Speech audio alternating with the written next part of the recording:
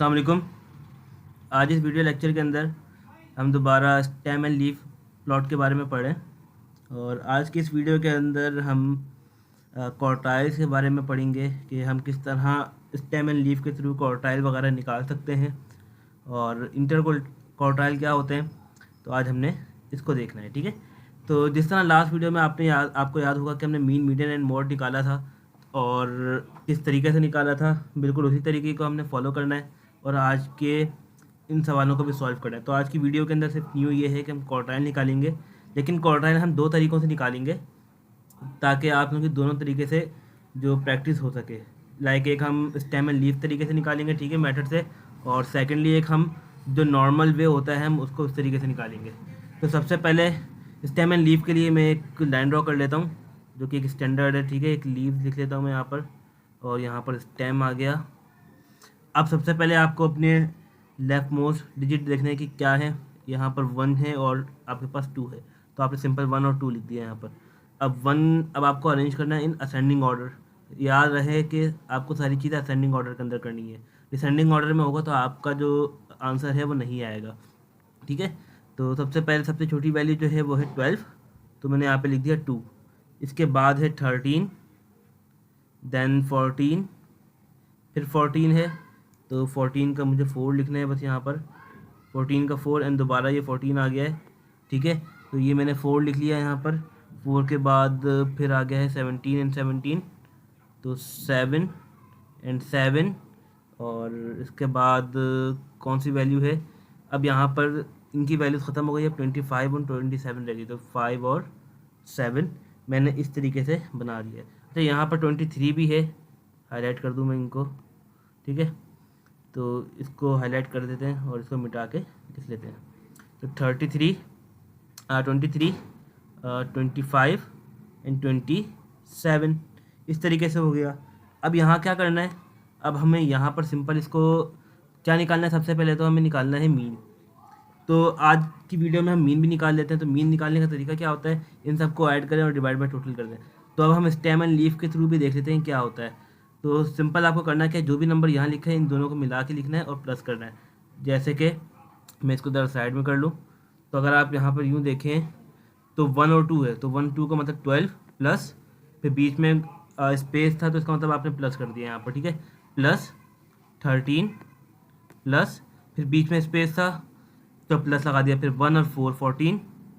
इसी तरीके से फिर आपने दोबारा करना है, प्लस 14 प्लस 17 प्लस 17 प्लस, यहाँ तक आपका काम हो गया फिनिश। अब अगली बारी आती है यहाँ की। तो सबसे पहले इन दोनों को मिला के लिखना, तो बनेगा 23। देन फिर एक बीच के अंदर गैप है तो आपने उसको ऐसे ही छोड़ दिया, मतलब वहाँ पे प्लस साइन लगाया कैलकुलेटर में। फिर 25 प्लस 27, ठीक है, इक्वल टू कर दिया आपने। और अब आपको काउंट करना है डिवाइड में ये कितने। तो काउंट करने का तरीका कितना है, देखें कितना आसान है। आपने सिर्फ लीव्स वाले पोर्शन को काउंट करना है। कैसे, 1 2 3 4 5 6 7 8 9, तो 9 वैल्यूज़ हैं। आप चाहें तो यहाँ पे भी काउंट कर सकते हैं, 1 2 3 4 5 6 7 8 9, तो 9 ही है। तो आपने सिंपल 9 लिखा और आपका जो मीन है वो सिंपल आ गया है। तो मीन क्या आया आपका मीन आ गया है, मैंने इसको एक्स प्राइम दे देता हूँ 18, ठीक है। तो मेरा जो मीन है वो आ गया है 18। इसको आगे कर लेते हैं ताकि थोड़ी सी और स्पेस बन जाए। तो मीन आ गया मेरा इस तरीके से, ठीक है। अब बारी है मीडियन की। मीडियन किस तरह निकलेगा, या सबसे पहले हम निकाल लेते हैं मॉड, कि मॉड किस तरह से निकलेगा, ठीक है। तो इसको और बड़ा कर लेते हैं और इनको रब कर लेते हैं। अब हमने निकालना है मॉड। तो मॉड क्या होता है, जो कि हाईएस्ट वैल्यू ऑफ फ्रीक्वेंसी होती है, ठीक है। अब हाईएस्ट वैल्यू ऑफ फ्रीक्वेंसी क्या है, मतलब जो ज़्यादातर रिपीट हो रही है लीव्स के अंदर, लीव के अंदर जो रिपीट हो रही होगी वो आपके पास मॉड होगा। तो आप यहाँ पर देखें, आपको 4 4 दिख रहा है और 7 7 दिख रहा है, तो ये 2 टाइम 1 के अंदर रिपीट हो रहे हैं, ठीक है। तो सिंपल इसका मतलब क्या है कि मॉड यहाँ पर क्या है, मैं एम से शो कर रहा हूँ। तो यहाँ पर मॉड है, यहाँ पर 4 है और यहाँ पर 7 है, मीन्स के 1 और 4 14, और 1 और 7 को एक साथ लिखूंगा तो 17 हो जाएगा ये। तो मॉड मेरा आ गया 14 एंड 17। अब बारी है मीडियन की। अब मीडियन किस तरीके से निकालना है, अब वो समझना है, जो कि हमने समझा हुआ भी है कि सबसे पहली वाली वैल्यू को सबसे आखिरी वाली वैल्यू को कट करना है। देन फिर इस वाली वैल्यू को, सेकंड हाईएस्ट वैल्यू को, थर्ड हाईएस्ट वैल्यू, फोर्थ पे, इसी तरह थर्ड लोएस्ट वैल्यू को हमने कैंसिल कर दिया। यहाँ से ये कैंसिल किया, यहाँ से ये कैंसिल किया, तो आपके पास ऑटोमेटिकली क्या आ गया, 7 आ गया है। ठीक है, तो 7 ये शो कर रहा है, और 7 और 1 को जब हम 1 और 7 को मिला के लिखेंगे तो ये वो शो कर रहा है कि आपका जो मीडियन है वो कितना है, 17 है। तो ये मीडियन आपका आ गया है 17। आप चाहें तो इसको नॉर्मल मेथड से भी कर सकते हैं। आपने इतना सा काम कर लिया। अब मैं ज़रा इसको थोड़ा सा और रब कर रहा हूँ ताकि आपको और अच्छे से समझा सकूँ जो क्वार्टाइल्स हैं। ठीक है, मैं इसको एज इट इज़ रख रहा हूँ बस। तो यहाँ पर हम 3 लिख लेते हैं। तो यहाँ पर हमने मीडियन निकाल लिया है। अभी हम इसको 1 बाय 1 तरीके से भी करना चाहें तो कर सकते हैं। सबसे पहले तो हम इसको अरेंज करना होगा। ठीक है, हम ऐसा करते हैं कि इसको अरेंज भी कर लेते हैं हाथ के हाथ, ताकि दोनों मेथड को हम एक साथ देख सकें। तो इसको जब अरेंज करूँगा तो मैंने डायरेक्ट इसी को देख के लिखना है, 12 13। ठीक है, 13 के बाद है 14, फिर है 14, फिर है 17, फिर है 17, एंड देन 23 25 एंड 27।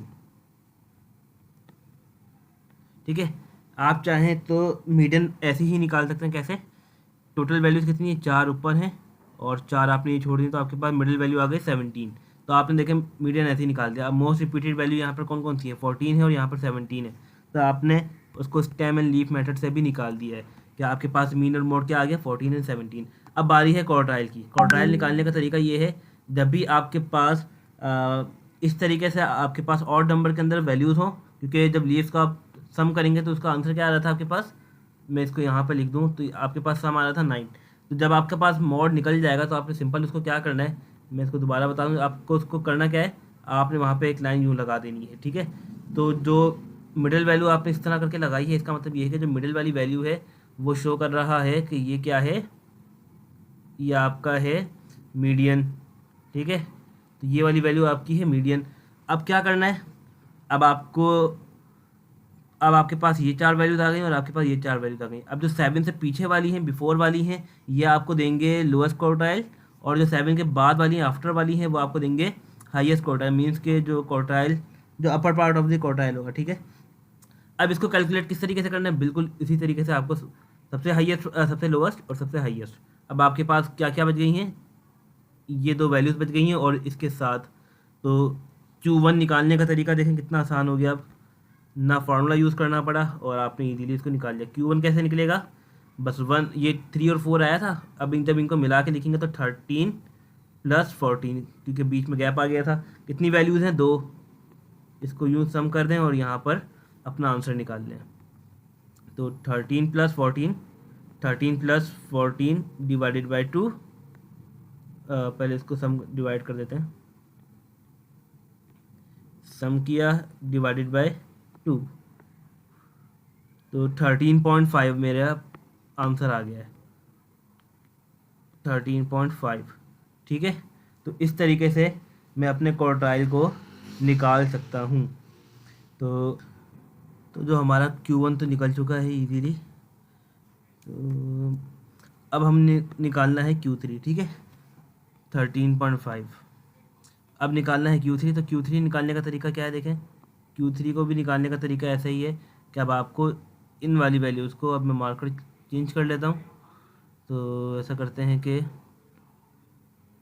इसको ग्रीन के अंदर कर देते हैं। ठीक है, तो अब क्या करना है, अब आफ्टर 7 अब आपको वैल्यूज़ कट करनी है। Lowest value after 7, highest value. तो अब आपके पास ये 2 वैल्यूज़ बच गई, 23 और 25। तो 23 + 25 करेंगे और डिवाइडेड बाय 2 करेंगे तो आंसर क्या आ जाएगा, 24। तो Q3 क्या आ गया आपके पास, 24। तो आपके पास आंसर आ गया है 24। अब आपको निकालना है इंटर क्वार्टाइल रेंज, जो कि आप लोगों के लिए न्यू चीज़ है कि हमने, क्योंकि ये वर्ड कभी सुना नहीं है। तो what is inter quartile range, जो कि आपको यहाँ पर दिख रहा है कि इंटर क्वार्टाइल रेंज। ठीक है, तो यहाँ पर क्या करना है आपको, अब आपको सिंपल करना ये है, आपको यहाँ पर इसका फार्मूला होता है IQR inter quartile range is equals to Q3 - Q1। ठीक है, तो ये किसके बराबर होता है, अब आप यहाँ से चाहें तो निकाल सकते हैं। Q3 आपके पास था 24 - Q1 आपके पास है 13.5। अब आप इसको माइनस कर दें 24 minus 13.5 which is equals to 10.5। तो 10.5 आपके पास IQR आ गया। ठीक है, अब जिस तरह मैंने कहा था कि हम दोनों मेथड से सॉल्व करेंगे ताकि आप लोगों की और प्रैक्टिस हो जाए अच्छे से, क्योंकि हमने स्टेम एंड लीव मेथड भी देख लिया है। ठीक है, अब बारी है जो नॉर्मल मेथड और जिसके अंदर फार्मूला अप्लाई होगा। तो ऐसा करते हैं कि इसको भी एक लाइन में ही कर लेते हैं। ठीक है, तो यहाँ पर हमने इस तरीके से कर लिया है, इसको भी कर लेते हैं।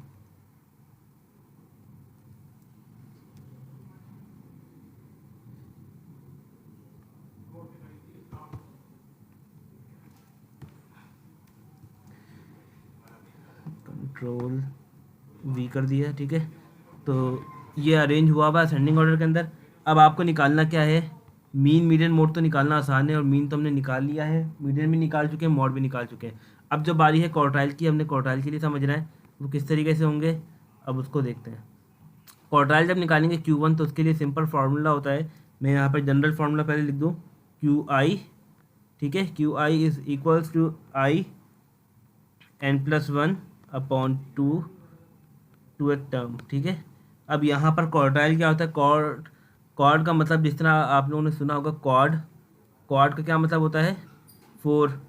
तो जो क्वार्टाइल है वो किसी भी ग्राफ को या किसी भी ऑब्जेक्ट को वो 4 पार्ट के अंदर ब्रेक कर देता है, तो उसे हम कहते हैं क्वार्टाइल। ठीक है, ये Q1 कहलाता है, ये Q2 मीन्स के जो आपके पास जो ये पार्ट होंगे ये 4 हिस्सों में डिवाइड हो जाएंगे, तो इसे हम कहते हैं कि क्वार्टाइल। ठीक है, इसी तरह आता है डिसाइल और परसेंटाइल आता है, तो उसको डिसाइल का मतलब होता है 10, परसेंटाइल का मतलब होता है 100।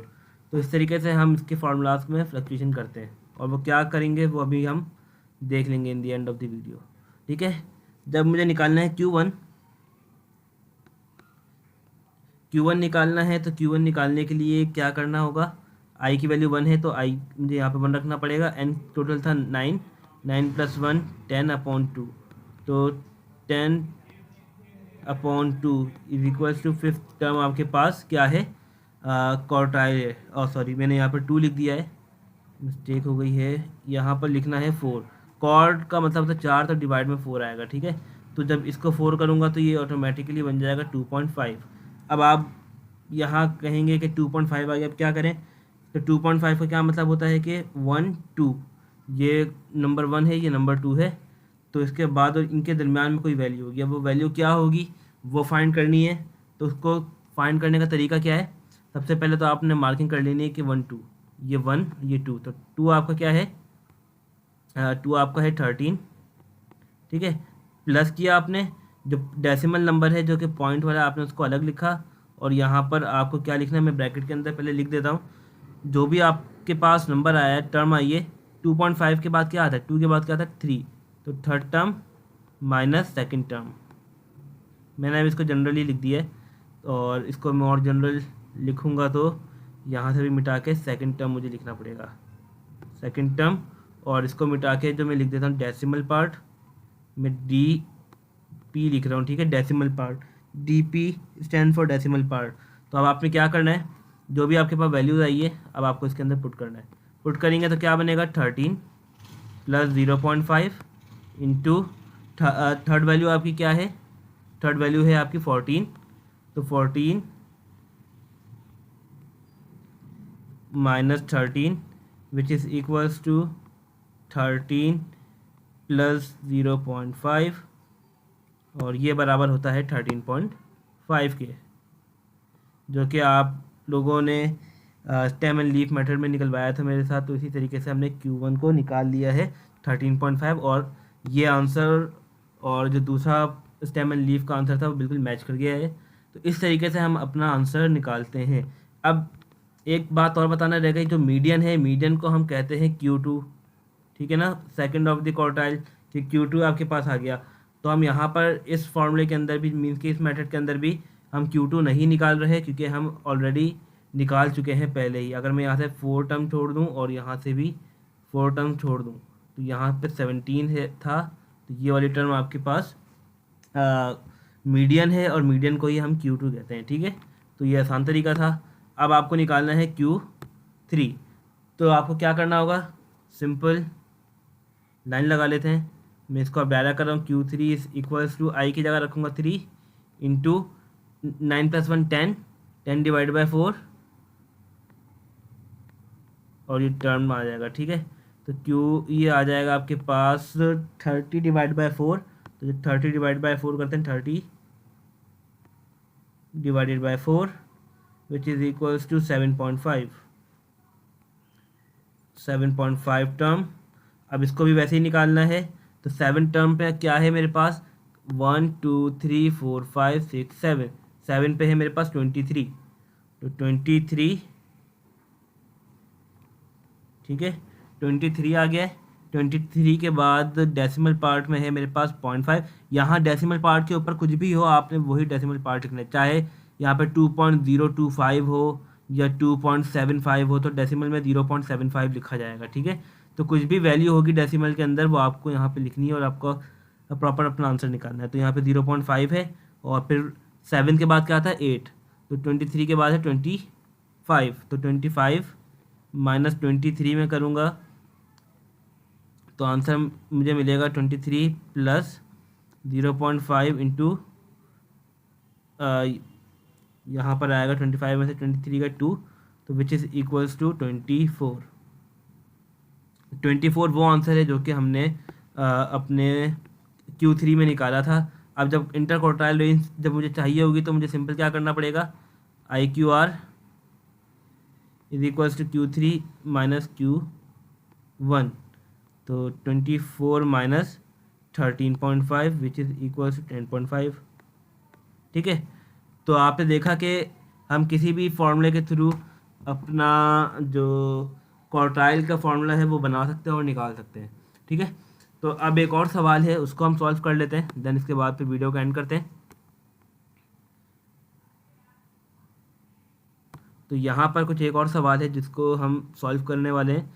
इसमें हमने इंटर क्वार्टाइल रेंज बतानी है और मॉड बताना है। तो इस वाले मेथड के अंदर मैंने फार्मूला नहीं रखना, मैंने इसके अंदर भी स्टेम एंड लीफ मेथड से ही करना है, क्योंकि इस सवाल की रिक्वायरमेंट ही यही है कि the stem and leaf plot below represent the set score of the group of student. ठीक है, तो आपके पास ये स्टेम एंड लीफ गिवन है, इससे आपका quartile range, inter quartile range और मॉड बताना है। तो बहुत ईजी है। सबसे पहले तो आपने अपना डेटा रीड किया, आपने देखा कि ये असेंडिंग ऑर्डर के अंदर अरेंज तो है, बट जो स्टेम है, जो स्टेम वाला पार्ट है ये असेंडिंग ऑर्डर में अरेंज नहीं है, ये डिसेंडिंग ऑर्डर में अरेंज है। स्टेम में अगर आप देखें तो 14 के बाद नीचे 13 आ रहा है, तो ये डिसेंडिंग ऑर्डर के अंदर अरेंज है। तो इसको भी अरेंज करने के लिए तो सवाल देखें पेपर में किसी भी तरीके से आ सकता है। इसको चेंज करने के लिए क्या करना पड़ेगा, आपको करना पड़ेगा इसको चेंज। तो हम इसको दोबारा से बनाएंगे और थिक कर लेते हैं थोड़ा सा और। तो सबसे पहले है 9, ये है स्टेम, ये है लीव्स। ठीक है, 9 है, 9 के बराबर में क्या लिखा हुआ है 20।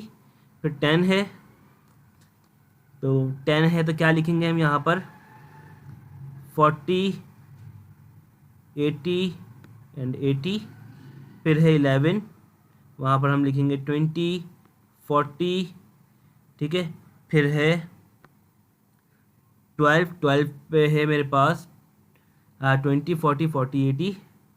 तो 12 पर है मेरे पास 20, 40, 40, 80, 12 पर था। फिर 13 पर था 002, 13, 00, 00 का मतलब है कि 0 ही। ठीक है, 00 और फिर है 20, 40, 40, 20, 40 एंड 40। फिर 14 पे है 20, 40, 40, 20, 40, 40। ठीक है, एंड 80, 80। तो यहाँ पर हम लिख देंगे 80 और ये लिख देंगे 80। तो अब यहाँ पर आपने सिंपल सा देखना क्या है, तो यहाँ पर भी हम कर देते हैं 40 ही। देखिए मैंने किस तरीके से किया, अब इसको देख लेते हैं और मैं इसको ज़रा साइड में ले आऊँ ताकि अच्छे से दिख सके आप लोगों को। मैंने क्या किया यहाँ पर, ये 90 था, मैंने इसको बिल्कुल ऊपर से लिखना शुरू किया। 9 था, 9 के बराबर में क्या था 20। फिर 10 था, 10 के बराबर में था 40, 80 एंड 80। ताकि ये असेंडिंग ऑर्डर के अंदर चेंज हो जाए। क्योंकि आप स्टैम्प को देखें तो ये भी स्टैम्प अब क्या हो गया, असेंडिंग ऑर्डर में अरेंज हो गया, 9, 10, 11, 12, 13। अब आप यहाँ पर यूँ देखेंगे लीव्स के अंदर हमें देखना होता है हॉरिजॉन्टल के अंदर 20, फिर 40 है, फिर 80 है, 80 है। इस तरीके से आप देख रहे हैं कि ये असेंडिंग ऑर्डर के अंदर ऑलरेडी अरेंज था। तो हमें इनको अरेंज करना होता है पहले, देन इसको ठीक से करना होता है काम। तो हमने इसको अरेंज कर लिया है, ठीक है। 13 था तो 13 के अंदर डबल ज़ीरो थे तो मैंने 0 0 लिख दिया, फिर 20, 40, 40, 20, 40 और ये 40, ठीक है। तो मैं इसको भी 40 कर देता हूँ ताकि समझ में आ जाए, और यहाँ पर 14। अब हमें निकालना क्या है, calculate interquartile range and mod. सबसे पहले तो हम मॉड निकाल देते हैं कि मॉड किस तरीके से निकलेगा। तो मोस्ट रिपीटेड वैल्यूज़ हमने देखनी है किसी भी इस लीव्स के अंदर। तो यहाँ पर अगर मैं देखूँ तो यहाँ पर मुझे 80 नज़र आ रहा है, मैंने इसको हल्का सा मार्क कर लिया। यहाँ पर भी 40 है, एंड यहाँ पर भी 40 है, एंड यहाँ पर भी 14, 80 है, ठीक है। तो मुझे यहाँ पर ये सारी की सारी चीज़ें डबल होकर दिख रही हैं। तो मुझे यहाँ पर क्या करना पड़ेगा, सिंपल मुझे यहाँ पर इनका जो मॉड है वो लिखना पड़ेगा। अब ये 10, 1080, ठीक है, 1080 आ गया आपके पास एक मॉड आ गया 1240, क्योंकि देखें डबल हुए हुए थे तो हमने इसको इस तरीके से लिख दिया। फिर तो यहाँ पर 1340 ये मॉड आ गया, और यहाँ पर 1440, और सिमिलरली जो यहाँ पर है 1480। तो इस सवाल के अंदर मॉड काफ़ी सारे थे तो जो कि हमने अब निकाल लिए हैं, ठीक है। अब आपको इंटरक्वार्टाइल रेंज निकालनी है। तो इंटरक्वार्टाइल रेंज में करना क्या है, आपको सिंपल वही काम करना है। पहले तो आपको निकालना है मीडियन। मीडियन किस तरीके से निकलेगा, एज इट इज़ कि आपको कैंसिल करते हुए आना है। ये वाला कैंसिल किया आपने, फिर हाईएस्ट वैल्यू कैंसिल की, फिर लोएस्ट वैल्यू, फिर हाईएस्ट वैल्यू, लोएस्ट वैल्यू, फिर लोएस्ट वैल्यू। इसी तरीके से आपको कैंसिल करना है। तो मैं अब ये काम कर लेता हूँ ताकि फिर अच्छे से समझ सकें दोबारा, ठीक है। तो अब यहाँ पर दो वैल्यूज़ बची हैं, 80 एंड 0, ठीक है। 80 एंड 0। अब 80 का मतलब क्या है, यहाँ पर 1280 और 130। तो हम इसको ऐड जब करेंगे तो किस तरह करेंगे, 1280 प्लस 130। यहाँ पर 0 का मतलब हरगिज़ ये नहीं कि ख़त्म हो गया है, तो 13 और साथ में मिला के लिखेंगे तो 0 बनेगा। तो 130 बना, इक्वल किया हमने, डिवाइडेड बाई 2 करूँगा तो मुझे मीडियन मिल गया, वो है 705। तो मैं यहाँ पर मीडियन लिख देता हूँ, मीडियन, और जिसे हम Q2 भी कहते हैं वो क्या है, 705। अब मुझे निकालना है Q1। अब Q1 निकालने के लिए क्या करना है, अब जो मेरे पास आंसर आया था वो कहाँ कहाँ आया था, जो आंसर आया था इनके मिड में आया था, सही है। तो मुझे क्या करना है, इनको अब 2 इक्वल्स पार्ट के अंदर डिवाइड करना है। मैंने एक लाइन यहाँ लगाई और एक लाइन यहाँ लगाई, क्योंकि मेरा जो मिड है, जो मीडियन है वो इन 2 पॉइंट के मिड में लाया कर रहा था। तो मैंने अब इनको इक्वल पार्ट में डिवाइड कर दिया। इक्वल पार्ट का मतलब ये है कि अगर आप इनको गिनना भी चाहेंगे तो आप इसको सही से गिन सकेंगे, मतलब कि दोनों पार्ट इक्वली ब्रेक हुए हुए होंगे। मैंने इनको बॉक्स बना दिया ताकि ये अलग ना हो, ठीक है, ताकि मुझे पता चलता रहे कि ये ही मीडियन था बस।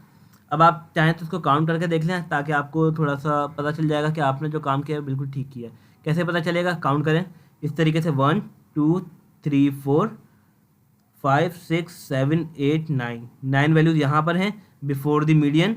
अब 9 वैल्यूज़ बिफोर द मीडियन होनी चाहिए, 1 2 3 4 5 6 7 8 9। तो 9 वैल्यूज़ आफ्टर द मीडियन भी हैं, तो इसका मतलब हमने काम ठीक किया है। तो अब आपको मतलब आपने निशान सही लगाया है, ठीक है। मैं इसको थोड़ा और डार्क कर देता हूँ। तो अब क्या करना है, अब आपको वही काम करना है। अब आपको बिफोर द वैल्यूज़ आपको कटिंग करनी है। तो मैंने अब मार्कर चेंज कर लिया ताकि आप लोगों को थोड़ा सा और अच्छे से दिख जाए। मैं अब तो इस तरह क्रॉस लगाऊंगा, ठीक है। लोएस्ट वैल्यू, इस तरह लोएस्ट वैल्यू से कट किया है मैंने, फिर यहाँ से मैंने कट किया। तो अब आपने देखा कि अब इस बार मुझे सिंपल एक वैल्यूज़ मिल गई हैं बची हुई, जो कि मैं डायरेक्ट यहाँ पर प्लेस कर सकता हूँ कि अब मुझे यहाँ पर डायरेक्ट वैल्यू आई है, ना मुझे इसको डिवाइड करना पड़ा, डायरेक्ट एक वैल्यू मुझे मिल गई है। तो अब वो क्या है, 1140। तो आपके पास Q1 क्या आ गया है, Q1 आ गया 1140। इसी तरीके से अब आपको निकालना है Q3। जब Q3 निकालेंगे तो वो किस तरीके से निकालेंगे, अब आपको दोबारा यहाँ से कटिंग करते हुए जाना है, तो उसको स्क्रीन को थोड़ी और बड़ी कर लेता हूँ। और अब जब आफ्टर मीडियन आप करेंगे तो आपने दोबारा इसको चेक करना है। मैंने यहाँ से लोएस्ट वैल्यू और हाईएस्ट वैल्यू को कट कर रहा हूँ। थोड़ा सा स्मैश बन रहा है, लेकिन मैंने मार्कर चेंज किया ताकि आप लोगों को थोड़ा सा और क्लियर हो जाए। मैंने इस वैल्यू को कैंसिल किया, इस वैल्यू को, देन इस वैल्यू को और इस वैल्यू को। तो बचा क्या यहाँ पर, सिंपल 40 बचा। तो 40 से पहले क्या है 14, इसको जब मिला के लिखेंगे तो क्या बनेगा 1440। तो Q3 मेरे पास क्या आ गया है 1440, 1440। अब जब आपको IQR निकालना है तो इसके लिए सिंपल फार्मूला क्या है, आपको Q3 माइनस Q1 करना है। तो उसके लिए आप अपना फार्मूला निकाल सकते हैं। तो क्या है हमारे पास 1440 माइनस 1140, तो आपके पास आंसर क्या आ गया 30। ठीक है, मैंने यहाँ पे डायरेक्ट इसका आंसर लिख दिया है। और 30 के अराउंड 300 है आई थिंक, क्योंकि 300 ही आएगा, डिफरेंस ज़्यादा है। ठीक है, तो 300 का मेरे पास डिफरेंस आ गया और ये IQR निकल गया है। अब आप चाहें तो आप इसको नॉर्मल फार्मूले से भी निकाल के देख सकते हैं, Q1 एक मरतबा। ठीक है, लेकिन आपको इसको असेंडिंग ऑर्डर में अरेंज करना पड़ेगा, तो ये थोड़ा लेंदी हो जाएगा। आप चाहें तो इसको रफ में अपने पास करके देख सकते हैं, ताकि आप लोगों को भी इत्मीनान हो जाएगा कि जो हमने सॉल्व किया है कि बिल्कुल करेक्ट है या कुछ गलती की है हमने इसमें। ठीक है, अच्छा, अब Q1 क्वार्टाइल से हम एक चीज़ और कर सकते हैं कि क्वार्टाइल से हम इनकी रेंज हम इनके शेप के बारे में बता सकते हैं कि वो कहाँ पर शिफ्ट करेंगी। ठीक है, शिफ्ट टुवर्ड द राइट होंगी या लेफ़्ट होंगी। ठीक है, मीन्स के स्क्यूड के बारे में हम इसको डिस्कस कर सकते हैं। तो वो क्या है, उस प्रॉपर्टी को भी हम अच्छे से देख लेते हैं और जल्दी से देख लेते हैं ताकि क्लियर हो जाए। तो वो प्रॉपर्टी कुछ यूँ है, आपके पास एक ग्राफ है। ठीक है, अगर आपके पास ग्राफ कुछ इस तरीके से बनता है कि ये दोनों तरफ बराबर हो तो वो कहलाता है सिमेट्री। ठीक है ना, वो क्या कहलाता है, सिमेट्री कहलाएगा। मैं SYM ही लिख दिया है। तो कब बराबर होगा, जब Q2 minus Q1 equals to Q3 minus Q1। जब ये वैल्यूज़ बराबर हो जाएं तो ये सिमेट्री कहलाएगा। अगर यही वैल्यूज़, अगर ये कुछ इस तरह बन रहा हो ग्राफ, ठीक है ना, कि आगे की तरफ बढ़ रहा हो, तो ये कहलाएगा स्क्यूड टू दी राइट। ठीक है, स्क्यूड टू दी राइट। ये कब होगा, जब Q2 माइनस Q1 छोटा होगा Q3 माइनस Q2 से। ठीक है, इस तरीके से। अब एक और इसी तरीके से एक और केस है, जब आपके पास क्वार्टाइल की कुछ रेंज इस तरह बन रही हो, मीन्स के left side skewed toward the left हो रहा हो। ठीक है, स्क्यूड टू दी लेफ़्ट। तो राइटिंग थोड़ी अच्छी नहीं है, तो ऐसे ही चलाएं अभी आप लोग, स्क्यूड। ठीक है, ये आपने लिख लिया। तो ये कब होगा, जब Q2 माइनस Q1 बड़ा होगा Q3 माइनस Q2 से। ठीक है, तो आपने ये तरीका निकाल लिया है, मतलब कि आपने ये वैल्यूज़ हैं इसके अंदर प्लेस करना है और आपको पता चल जाएगी आपके जो भी ग्राफ होगा उसकी डायरेक्शन क्या है। तो अगर मैं चाहूँ तो पहले सवाल का निकाल सकते हैं हम लोग। तो Q3 Q1 हमने निकाला हुआ है। ठीक है, आप यहाँ पर चाहें तो कैलकुलेशन कर सकते हैं इजीली और अपना आंसर निकाल सकते हैं कि आपका जो ग्राफ होगा वो किस डायरेक्शन के अंदर मूव कर रहा होगा। क्योंकि सवाल के अंदर ये भी पूछा जा सकता है कि कमेंट द, क्या आप अपने ग्राफ के बारे में बताएं कि वो किस तरह का होगा। ठीक है, तो Q2 माइनस Q1 करते हैं। तो Q2 मेरा क्या था, जो हमारा मीडियन आया था 17 माइनस 13.5। ठीक है, और ये इसका आंसर जो आएगा वो हम निकाल लेते हैं पहले। वो आ गया है 17 minus 13.5 which is equals to 3.5। ठीक है, इसी तरीके से अब मुझे निकालना है Q3 माइनस Q2। तो Q3 क्या है मेरे पास 24 माइनस मीडियन मेरे पास था जो कि Q2 कहलाता है 17। तो ये क्या आ गया 3 यहाँ से आ गया और वो 7, तो 7 आ गया। तो इसका मतलब क्या है कि जो मेरा लेफ़्ट पार्ट, राइट वाला पार्ट है वो इंक्रीज़ कर रहा है। तो इसका जो ग्राफ बनेगा वो कैसे बनेगा, स्क्यूड टू दी राइट। तो इसकी जो डायरेक्शन क्या होगी, स्क्यूड टू दी राइट, ठीक है, स्क्यू टू द राइट। तो इसका जो डायरेक्शन होगी वो होगी स्क्यू टू द राइट। तो आज की वीडियो के अंदर हमने काफ़ी चीज़ें कवर की है, और कुछ भी प्रॉब्लम हो आप कमेंट सेक्शन में ज़रूर बताएं ताकि हम इसको वन बाय वन करके गो थ्रू कर सकें। Thank you.